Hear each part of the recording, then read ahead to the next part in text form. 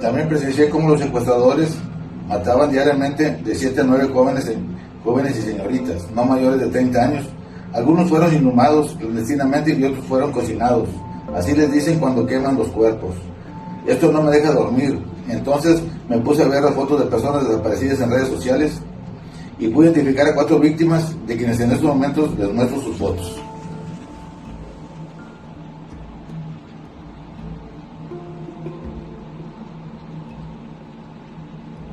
¿Quién decide a quién se protege en México? Spoiler, aparentemente no son los jueces, no es el mecanismo federal y claramente no es la Constitución. La protección en este país es un premio de lealtad política. Si molestas, te la quitan. Si denuncias, te desaparecen.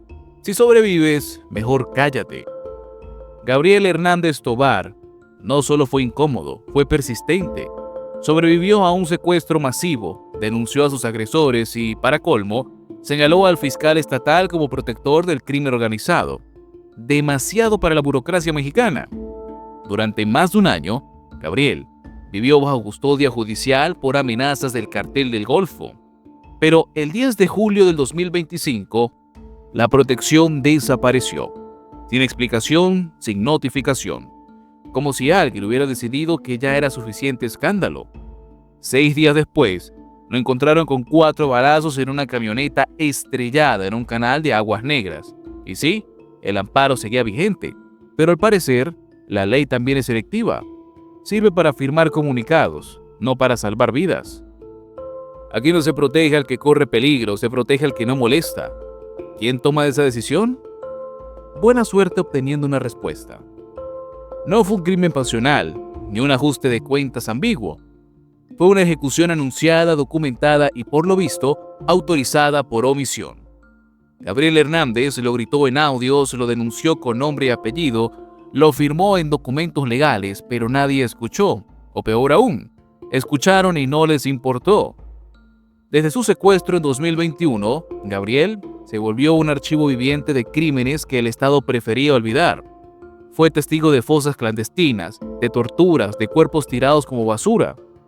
Su pecado fue sobrevivir y no quedarse callado. Su castigo, vivir marcado. Porque en Reynosa ser testigo es una condena y hablar es una sentencia. Llamado urgente al presidente de la República, Andrés Manuel López Obrador, opinión pública y medios de comunicación. Mi nombre es Gabriel Hernández, víctima sobreviviente de secuestro por el crimen organizado y empresario de Reynosa. Me dirijo a ustedes directamente en aras de que hoy se cumplen 3 años de la masacre de 15 personas que también dejaron 3 heridas de gravedad en esta ciudad. Yo fui secuestrado por 4ª ocasión, días antes de este aberrante hecho, el 28 de mayo de 2021, y de milagro fui rescatado por policías estatales de Tamaulipas después de un mes. Durante este tiempo fui testigo de lo que pasó tras bambalinas sobre estas ejecuciones, de cómo un grupo delictivo de Reynosa se unió a los de Río Bravo.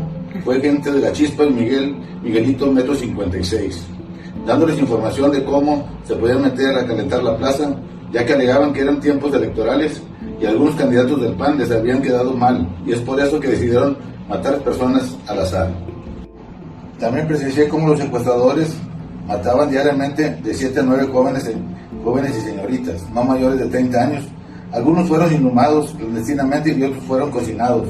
Así les dicen cuando queman los cuerpos. Esto no me deja dormir. Entonces me puse a ver las fotos de personas desaparecidas en redes sociales y pude identificar a 4 víctimas de quienes en estos momentos les muestro sus fotos.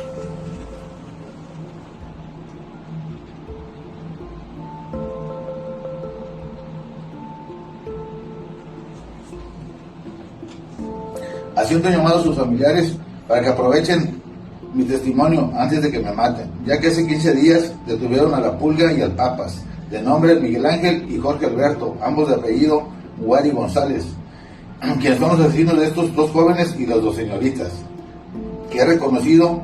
Mi vida está en peligro, porque yo fui a denunciar estos hechos, pero no quisieron tomar mi ampliación, ni declaración, ni tomar denuncia nueva.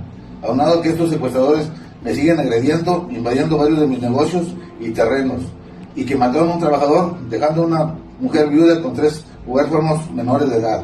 Por lo que si algo me llega a pasar, ya dejé unos videos que saldrán a la luz con información concreta de quienes participaron en estos hechos delictivos. En junio de 2024 denunció amenazas directas de La Chispa, presunto operador del Cartel del Golfo.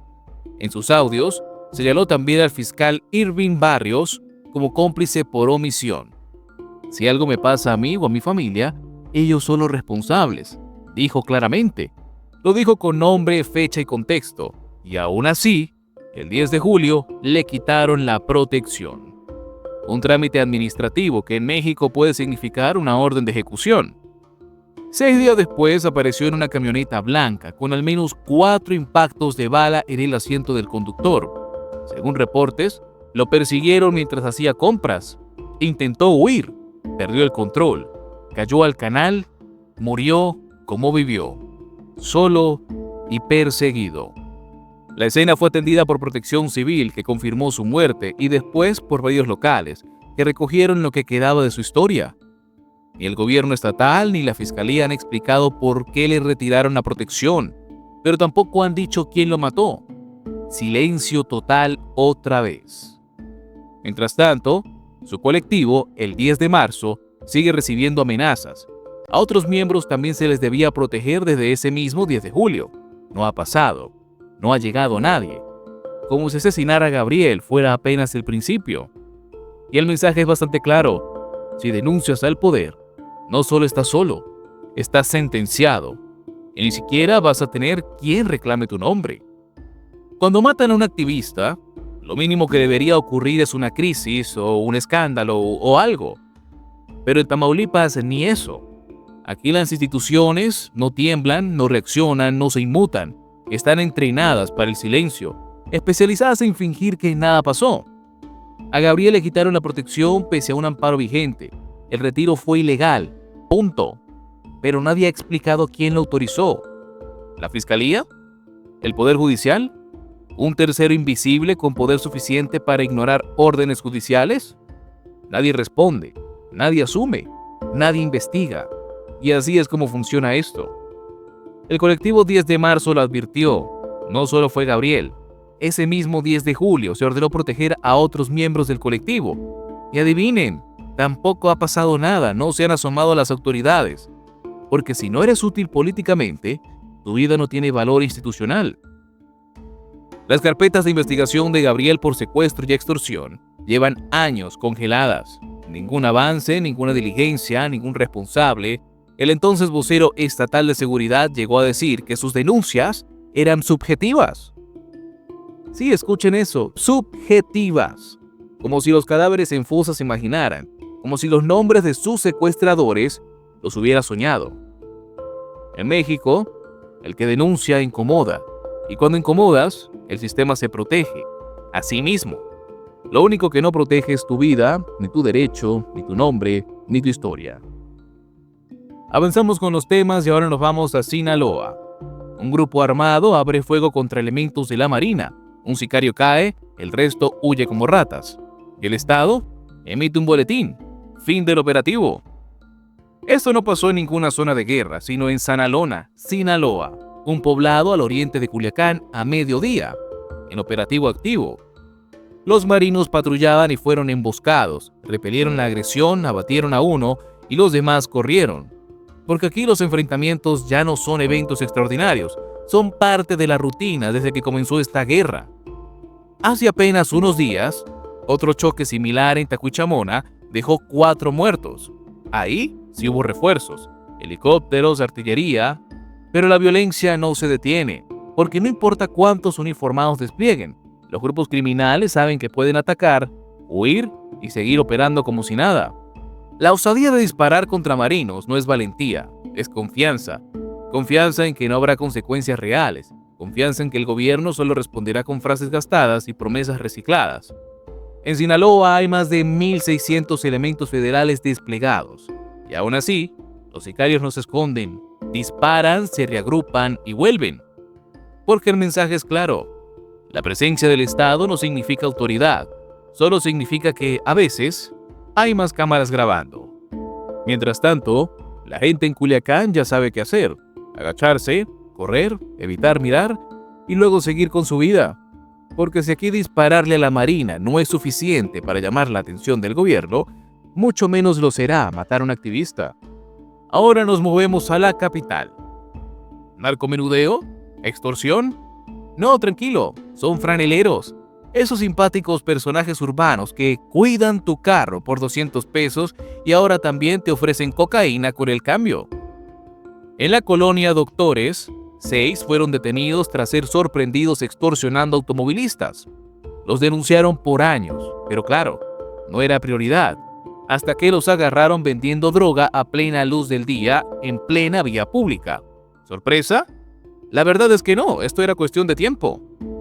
Ana, Ariel, Aarón, José, Juan, René y Rafael. No son nombres de novela, son los que fueron capturados.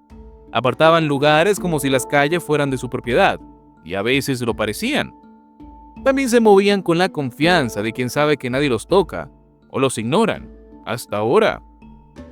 El narcomenudeo no es nuevo, pero su fusión con los franeleros, esos que antes solo gritaban "yo te lo cuido, jefe", revela algo más profundo.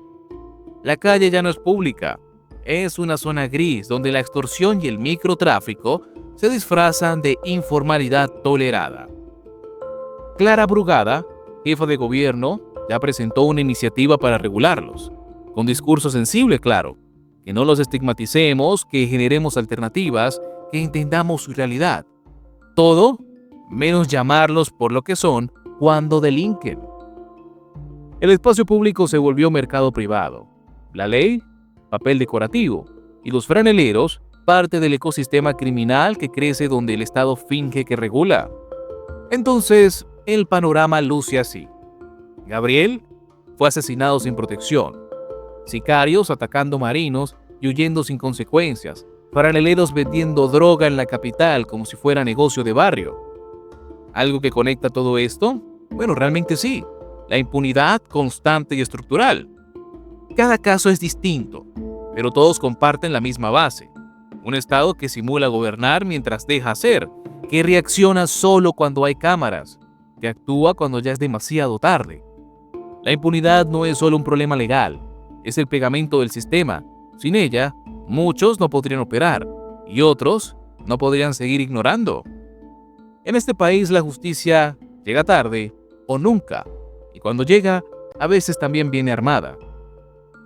Gabriel no fue el primero, tampoco será el último. Lo que está claro es que en México, denunciar al poder no te vuelve valiente, te vuelve objetivo. Si te gustan nuestras investigaciones, te invitamos a ver más de ellas en nuestro canal. Subimos contenido diariamente. Tu apoyo es vital para nosotros, es lo que hace posible este proyecto investigativo. Recuerda comentar, suscribirte y compartir. Somos Nación y Frontera y estamos aquí para traerte la verdad.